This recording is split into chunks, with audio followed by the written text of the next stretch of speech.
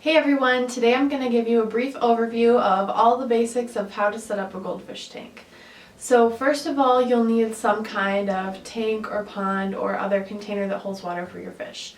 A lot of times people use glass aquariums, but there are also acrylic aquariums. You could also use some sort of clear Sterilizer brand storage tub, or a preformed pond, or even a stock tank to put your fish in. For goldfish, you want to allow at least 20 gallons of space per fish, and a good starting point if you want just one or two fish is a 40-gallon breeder tank, because that will be really great for one or two fish, probably for their entire lifetime. And keep in mind that with goldfish, a long and shallow tank is much better for them than a short this way and tall tank. And that's because tall tanks have much less surface area compared to their volume than do shallow and longer tanks. And surface area is important because that is where oxygen can enter the water. And goldfish do require a lot of oxygen, as do most fish, and so this is really important.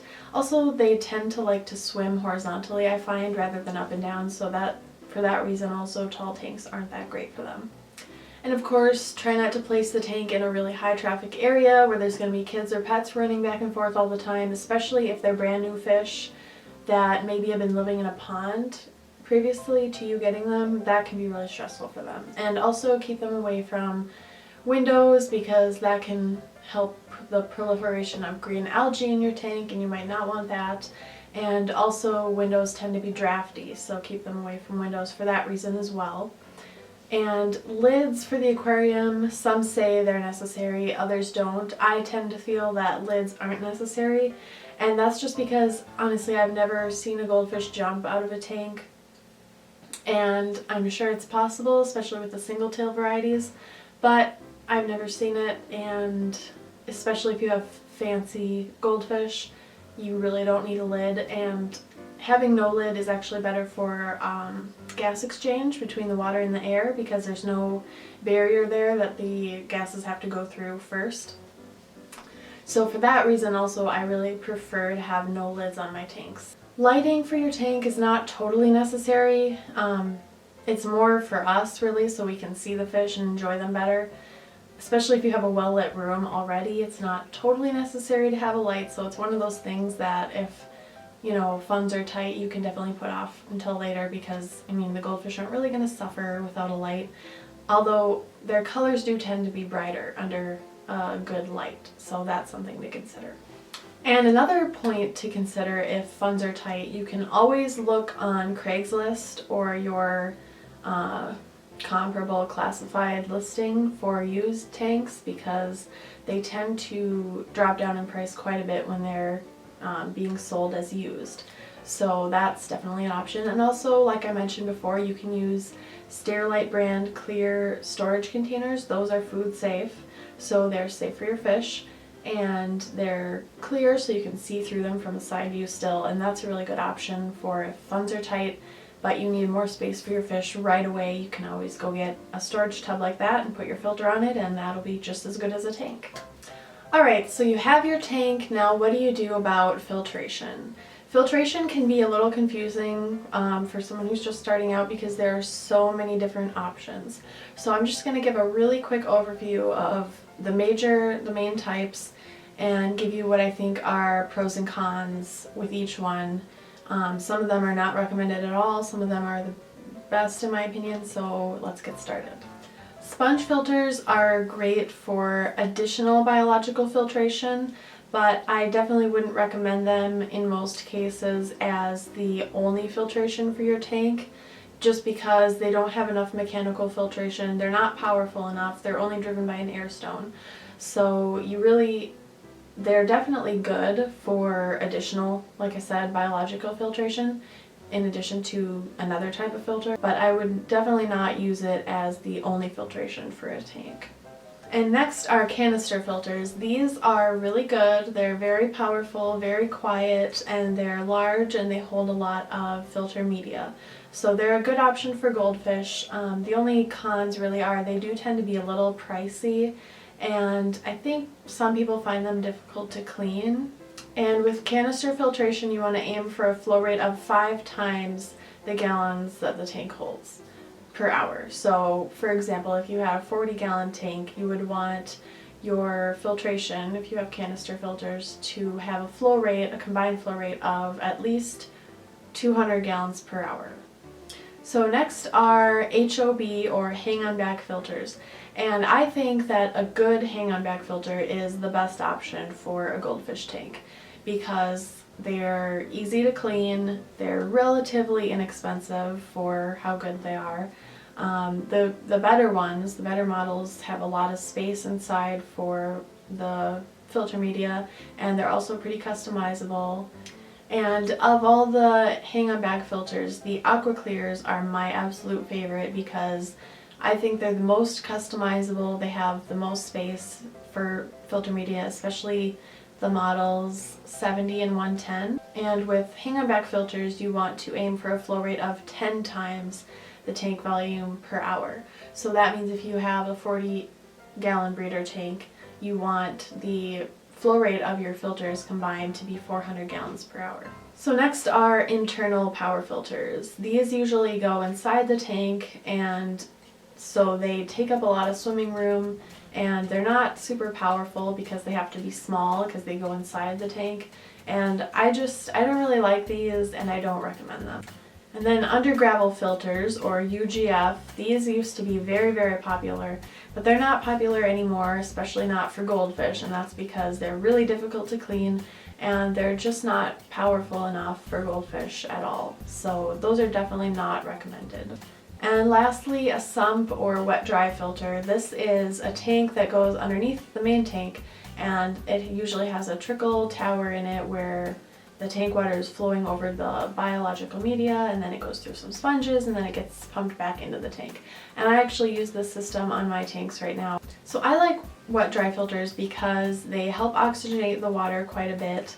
They do have so much more room for biological media, and they also provide a place where you can hide like heaters and thermometers and stuff like that so that it's not cluttering up the main tank. But some cons are they are difficult to set up. They can be pricey because you either have to buy one that's already made, and those are usually expensive, or you have to find someone and pay someone to help you build it or build it for you, and that can be pricey too. So they are a little more expensive. They're more permanent because in many cases you have to drill a hole in your tank. So they're not for everyone, but if it's something you're interested in, I would definitely recommend them because I think they're great. So the next important consideration for when you're setting up your goldfish tank is aeration. So typically the filter will splash a little bit on the surface and help create some surface movement and thus aerate the water a little. And certainly it's circulating the water in the tank too, but it can always be good to add extra aeration by using an air stone and an air pump. So you just hook up some airline tubing to a check valve, that's very important, and then you hook that up to your air pump, and then on the other end you hook up your air stone, or you can also get a flexible bubble wand, a rigid bubble wand, a bubble disc. There's lots of different options for air stones. And then you plug it in, and this helps, it just starts bubbling, and then that creates more surface movement, which is good because the surface is where gases enter and leave the water, and so the carbon dioxide needs to leave the water and the oxygen needs to enter the water, and that surface movement helps facilitate that gas exchange. And air stones are also good because they help circulate the water and make sure that there's no dead spots where water is kind of stagnant. And the check valve is really important because in the event of a power outage, your tank can start to, the water can start to back siphon from the air stone into the air pump, and that will ruin your air pump, but it'll also make a big puddle on your floor, and that's no fun. So a check valve will just help prevent that from ever happening. Next thing you should definitely have is a thermometer. Thermometer is important just so you can monitor the temperature, make sure it's within an acceptable range. You don't want it too high or too low. 74 is usually good for goldfish, but they can tolerate a wide range of temperatures. In the winter, you know, it can get down to 50 degrees, and that's fine. The only thing is you want to stop feeding them at 50 degrees. and reduce feedings greatly if it's like 60 degrees or so. And they can tolerate temperatures as high as, I don't know, 80, maybe 90, but not for prolonged periods of time, obviously. And with greater temperatures, you need greater surface movement for better oxygenation, because the warmer the water is, the less oxygen it can hold. So it's good to have a thermometer just so you know what the temperature is, so you can make adjustments if needed. And a heater is not completely necessary for goldfish, but if your house does get really, really cold in the winter or something like that, then you can add a heater and just set it to something low, like 68 degrees Fahrenheit. That'll just keep it from fluctuating down too low, stressing your fish out. And something else to consider is a UV sterilizer. This is something that's definitely not necessary, and it's a little spendy, so if you're on a tight budget, don't worry about it whatsoever, it's fine. But if you want one, there are some benefits. The smaller ones, like your green killing machine or something like that, they help remove green water algae. That is suspended algae in the water that gives the water a green tint. And that's not really harmful for your fish at all. It's just kind of unsightly to most people, and it makes it hard to actually see your fish. So if you are having that problem and you can't fix it by doing water changes more frequently or something like that, then you can consider a green killing machine. And the larger models, I have an Emperor Aquatics larger model. I'm not sure what the model number is, but those are much bigger UV sterilizers that actually hang on the outside of your tank. And the one I have, it kills bacteria, parasites, viruses, and green water algae.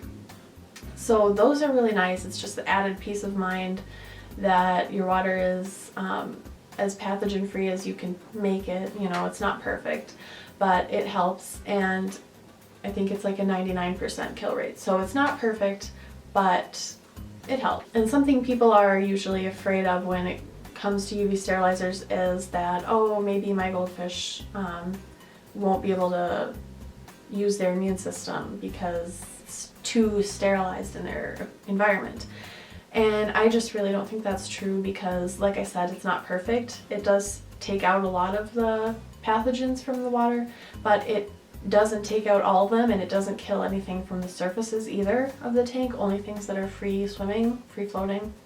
The only thing that I would caution you about with a UV sterilizer is do not leave it on if you're in the process of cycling your tank, because it can mess with the beneficial bacteria that are trying to colonize.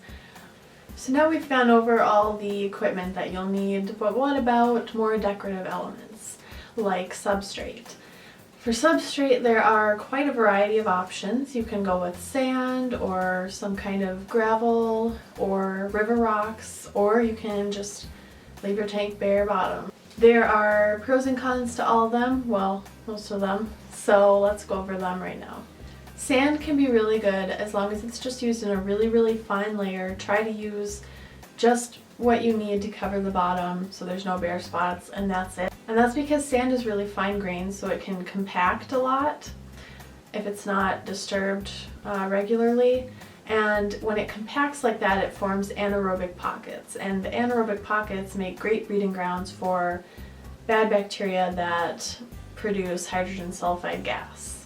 And when those pockets are then disturbed, either by cleaning or by the goldfish coming along and pecking and disturbing the sand, the gases are released, and it can harm the goldfish and maybe even kill them. It just depends on how bad it is.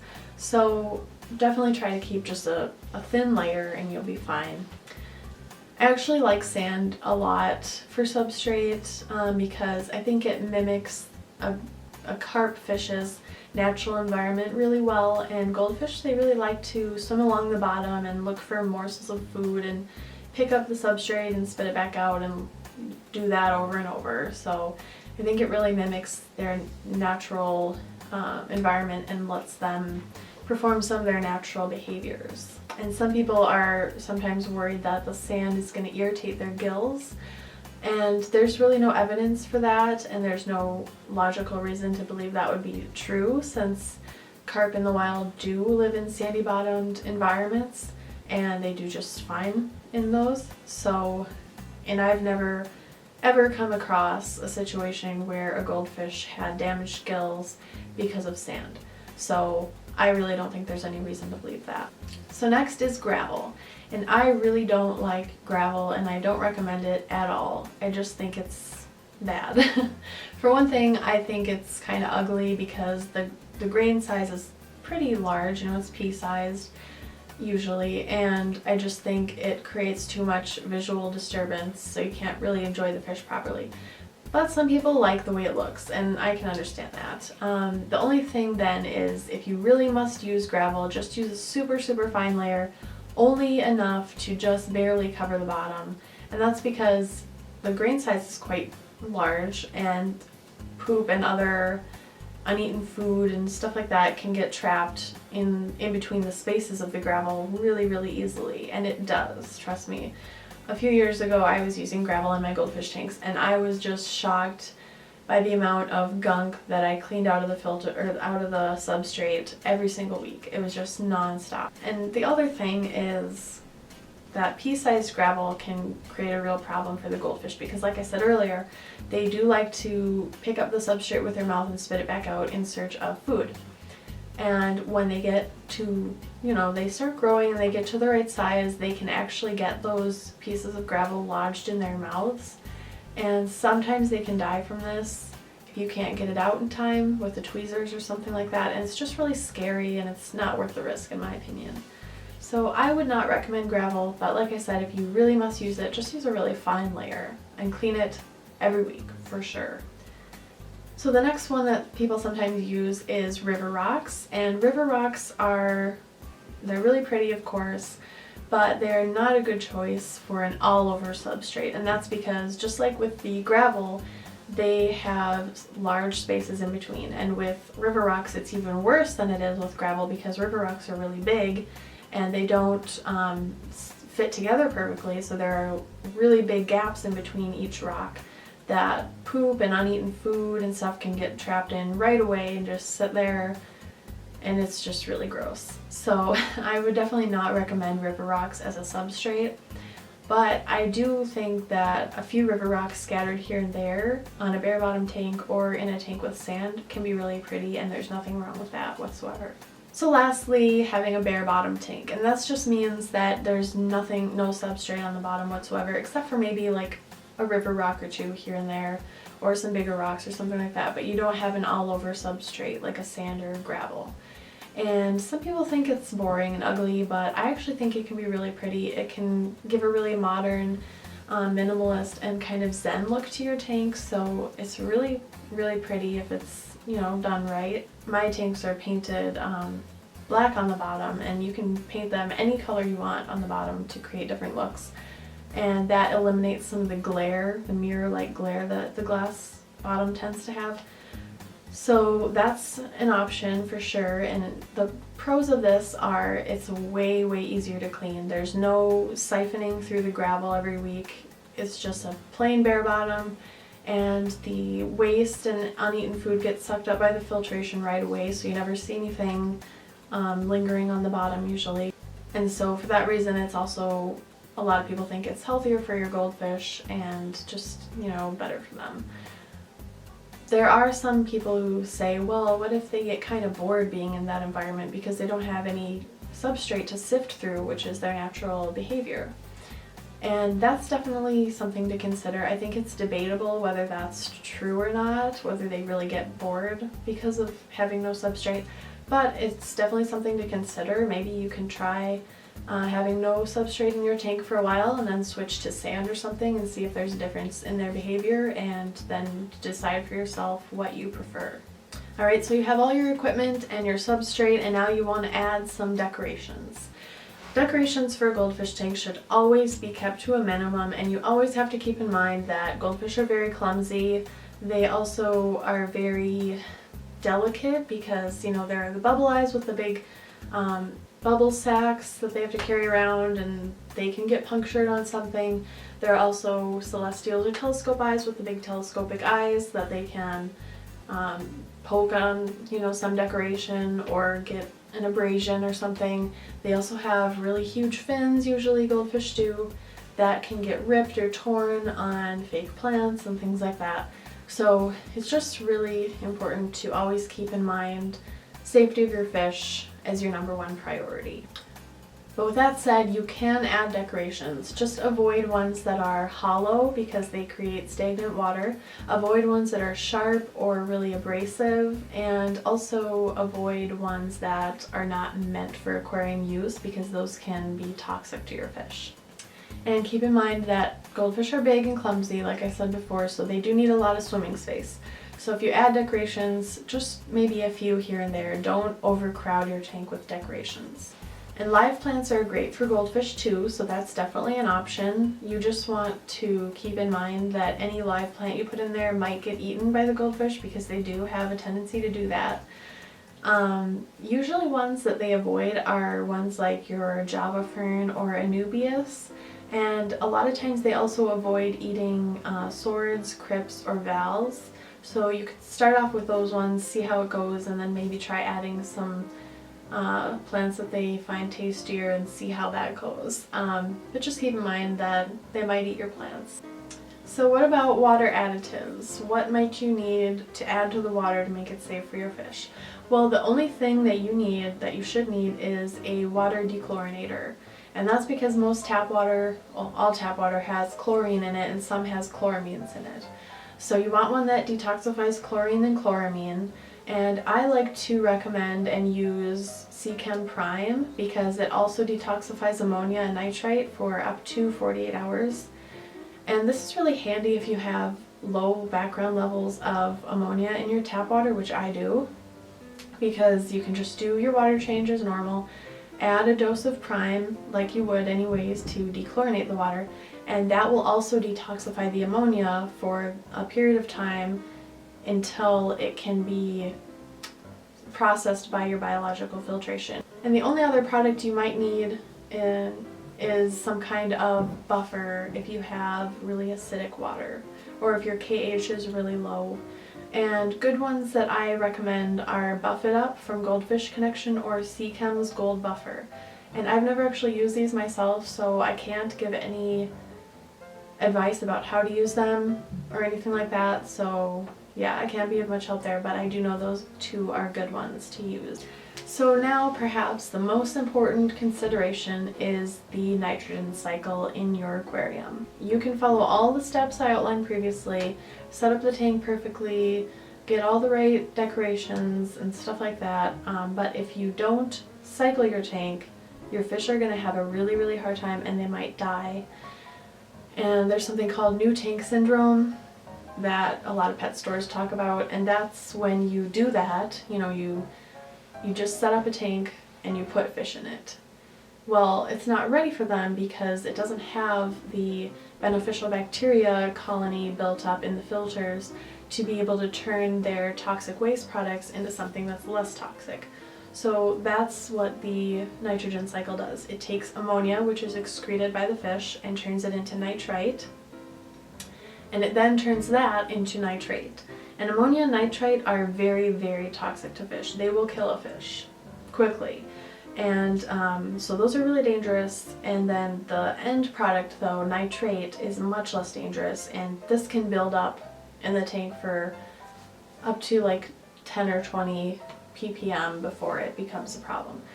So you really need to make sure that your tank is cycled before you put your fish in it, and that usually takes about a month. And what you do is you get some, well, first you need a test kit that tests for ammonia, nitrate, and pH, and then you need pure clear ammonia. And this is sometimes labeled as clear ammonia, it's sometimes labeled as janitorial strength ammonia, but basically you just want ammonia that has nothing added. It's just pure ammonia, so it can't have any surfactants or anything like that. When you shake the bottle, it should not bubble up like soap. It should just, maybe there are a couple small bubbles, but it won't be foamy like a soap would. So what you do is you just you set up your tank, get everything ready, but don't put the fish in yet, and then you add about 2 ppm of the pure ammonia, and you let that sit for a long time, and you wait until nitrites start to build up, and then you keep adding the ammonia so it remains at about 2 ppm. And your nitrites will continue to rise, and then eventually they'll start to fall, and then you'll start to see nitrate rising, and then you keep adding ammonia to keep feeding the cycle so it continues. And then eventually you should get to a point where you never see ammonia or nitrite in the tank at all when you test. And you will always see nitrate. And the only way to remove the nitrate is to do a big water change. So when you see that, when you see 0 ammonia and nitrite, and you start to see a lot of nitrates, you can do a big water change and then add your fish. And of course, just keep testing the water daily for the first few weeks to make sure that everything is going well and it's still safe for your fish. But that means that you're cycled. So that's one of the most important things that you need to do before you ever get your fish. And I know this was just a really quick, brief overview of the fishless cycling process, but hopefully I will be making a video in the future that shows that process more in depth. And I'll provide a link in the description of this video too for more information about how to do that in case you are confused or you need more information. And also I have a video that explains the nitrogen cycle process in the aquarium, and I'll put a link to that as well so you can learn more about it, because that will help you understand the process a lot better. And then lastly, there is the issue of compatible tank mates for goldfish. For goldfish, it's really best if you keep them only with other goldfish in a tank, and especially try to keep them with other goldfish that have similar levels of disability. Like you wouldn't want to keep a bubble eye goldfish with a comet goldfish, because the bubble eye would probably have a lot harder time getting the food, and the comet would just gobble it all up right away, and then the bubble eye would starve and not be very healthy. Just to make it easier on yourself, try to always set up your tank so that all the fish have the similar ability to find food, because it'll just make it easier for you and for them. So what about other species? Are there any other species you can keep with your goldfish? Well, no. I mean, there are, but I don't recommend it. I recommend keeping goldfish in a species-only tank. But if you want a little more variety, I mean, there's enough variety within the goldfish species, but if you need more variety than that for some reason, you can add nearite snails, which I actually have in my tank, just to help scrape the tank sides clean of algae. They do a pretty good job of that. You can also add apple snails. Keep in mind the goldfish might nip at them, so just watch for that. You can also add bristlenose plecos. They remain smaller as far as plecos go, and they're much less aggressive. Also, a lot of plecos can be very aggressive, so don't just add any pleco, especially not a common pleco. You want to stick with bristlenose only. So those are good. And also dojo or weather loaches can be a good addition. So just keep in mind, any additional creature that you add to the tank is going to increase the bio load of the tank and make you need more space for those animals.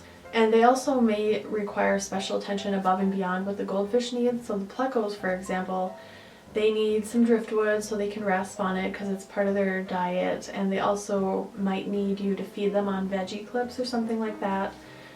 So yeah, a lot of people like to get plecos because they can help with cleaning up the algae, which is very true. But keep in mind that they also require a little bit extra work too, so it might not actually save you any work.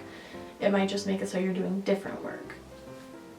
So that's about it, and if you guys have any more questions, you can always leave me a comment in the comment section below. I always try to answer as many of those as I can, so feel free to ask any questions and watch for more videos to come. Thanks for watching. Bye.